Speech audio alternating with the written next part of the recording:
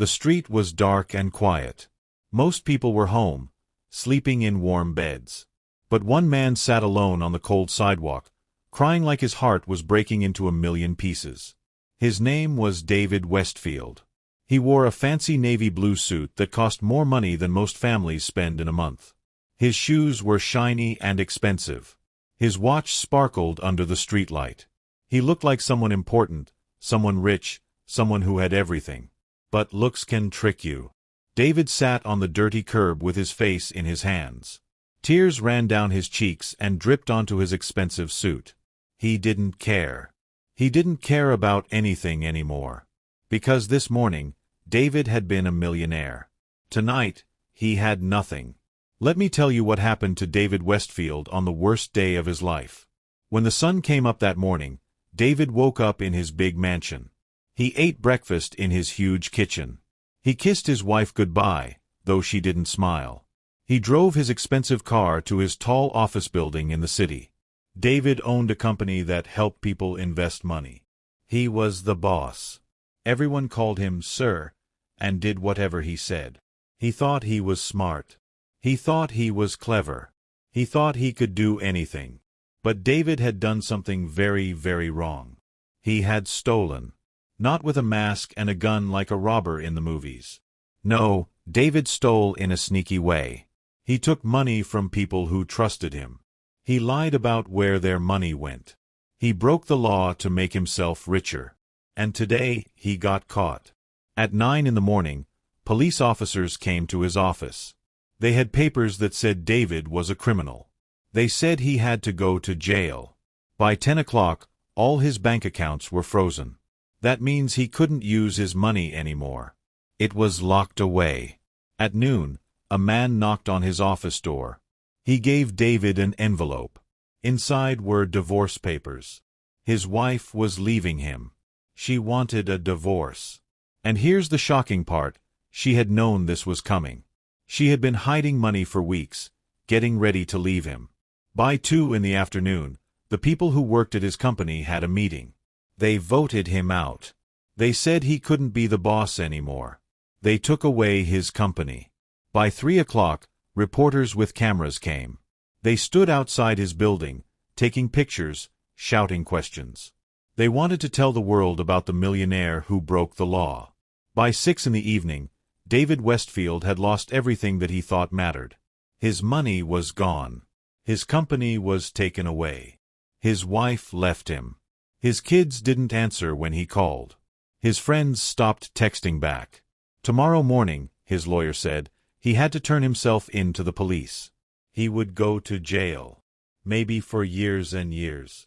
So David went back to his office building, the place where it all started 15 years ago. He sat down on the curb outside. And he cried. He cried for all the bad choices he had made. He cried for the people he had hurt. He cried because he had spent his whole life chasing money, and now he understood that money couldn't save him. Money couldn't hug him. Money couldn't tell him everything would be okay.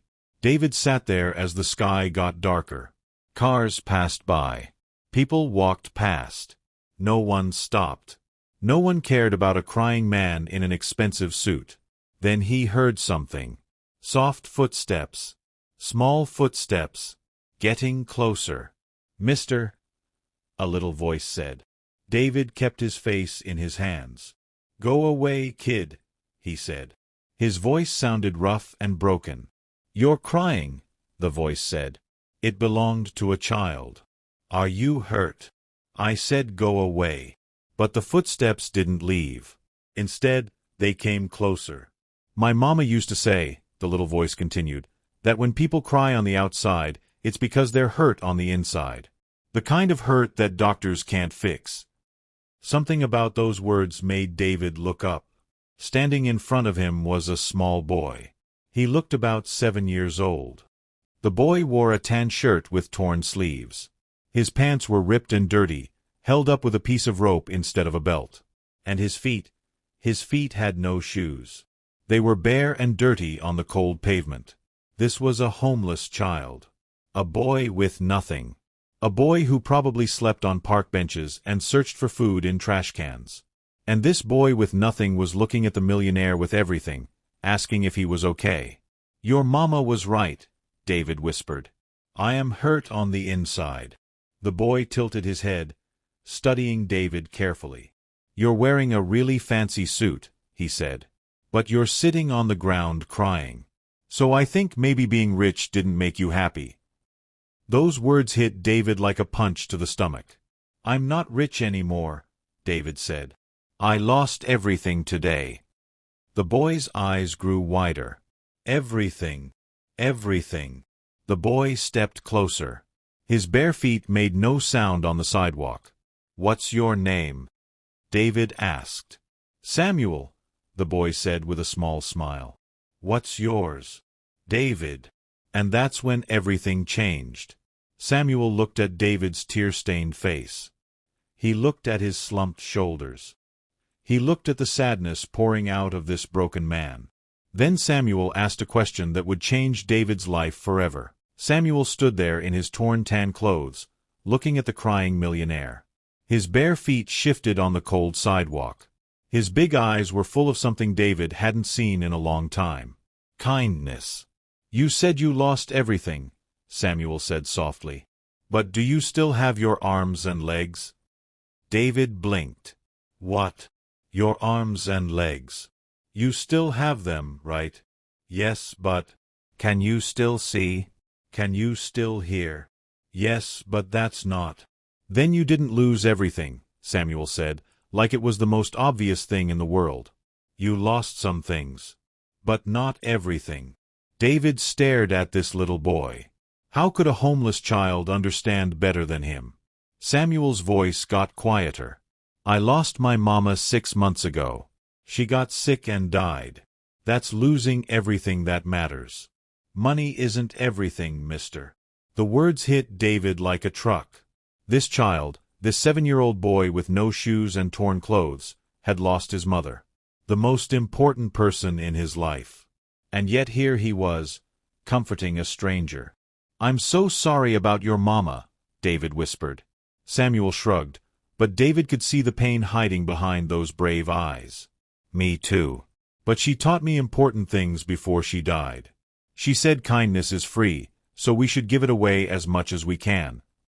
He took another step closer to David. "You look like you need kindness right now, mister. You look like you need someone to tell you it's going to be okay." "It's not going to be okay," David said, his voice cracking. "I'm going to prison tomorrow. I did bad things. I hurt people to make money. I deserve what's happening to me." Samuel thought about this for a moment. Then he said something that made David's heart stop. "Maybe you do deserve bad things. But deserving bad things and needing kindness aren't opposites. Mama said everyone deserves kindness. Even when they mess up. Maybe especially when they mess up." David felt tears fill his eyes again. When was the last time someone had been kind to him? Really kind? His wife had stopped loving him years ago. His kids barely knew him. His friends only cared about his money. "Your mama sounds like she was a very wise woman," David said. "She was the best," Samuel said, and for a second his voice wobbled. "She would sing to me every night. She would share her food even when we didn't have much. She taught me that being poor in your wallet doesn't mean being poor in your heart." She was right. After Mama died, I felt so alone. I cried every day. But then I remembered what she taught me. She said that when you're sad, helping someone else can help heal your heart too. "Is that why you stopped to talk to me?" David asked. "Yes," Samuel said simply. "You looked sadder than anyone I've ever seen. Sadder than me, even. And I thought maybe if I could help you feel a little better, it would make Mama proud of me. Wherever she is now." David's throat felt tight. He couldn't speak. Samuel reached out his small, dirty hand. "Nice to meet you, David." David shook the boy's hand. It was such a grown-up thing for a 7-year-old to do. But somehow it felt more real than any handshake David had ever done in a business meeting. "Nice to meet you too, Samuel." They were quiet for a moment. A car drove by. Somewhere in the distance, a dog barked. The city hummed with its nighttime sounds. Then Samuel looked right into David's eyes. He looked at the tears on David's face. He looked at how his shoulders were slumped like he was carrying the weight of the world. And Samuel asked the question that would change everything. "Can I hug you?"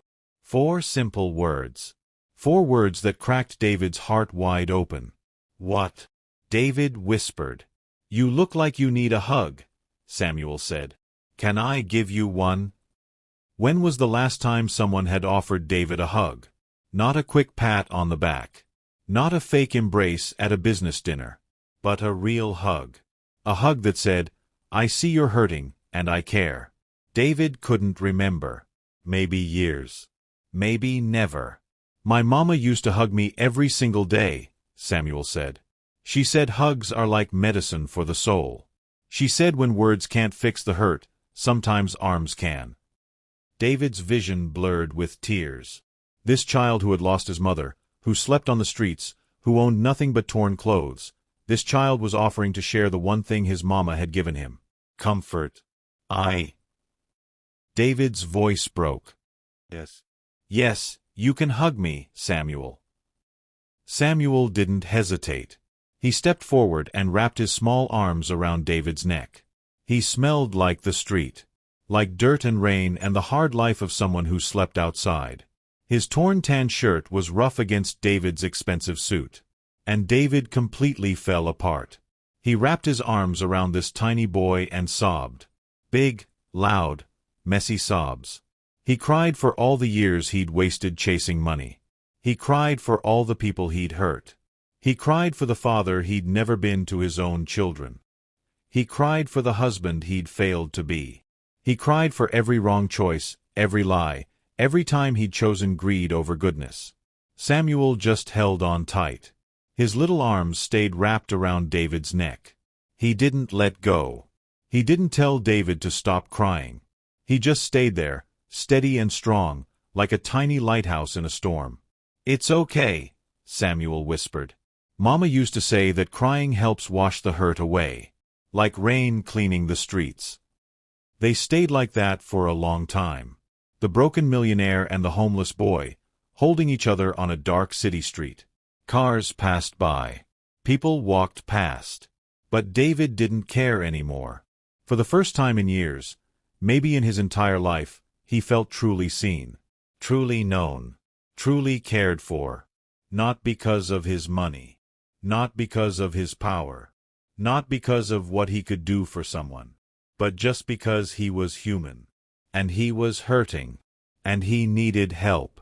Finally, David's sobs became quiet. He took a shaky breath and pulled back. He wiped his eyes with his expensive suit sleeve, not caring that it was ruined. "Thank you," he said, his voice hoarse. "Thank you, Samuel." "You're welcome," Samuel said with a small smile. David looked at Samuel's face. Really looked at him. This brave little boy who had nothing but gave everything. "Samuel," David said slowly, "where do you sleep at night? Do you have somewhere safe?" Samuel shrugged. "Sometimes the shelter has space for me. Sometimes I sleep in the park under the bridge. It's okay. I manage." "That's not okay," David said firmly. Something inside him woke up. Something that had been sleeping for years. "You're 7 years old. You should be in a warm bed. You should have shoes. You should have a family taking care of you." "I know," Samuel said quietly. "But sometimes life doesn't give us what we should have. Mama used to say we have to make the best of what we do have." David reached into his pocket and pulled out his wallet. His hands were shaking. Inside the wallet was money. $500 in cash. It was the only money he had left in the whole world. Everything else was frozen by the police. This was his last bit of freedom.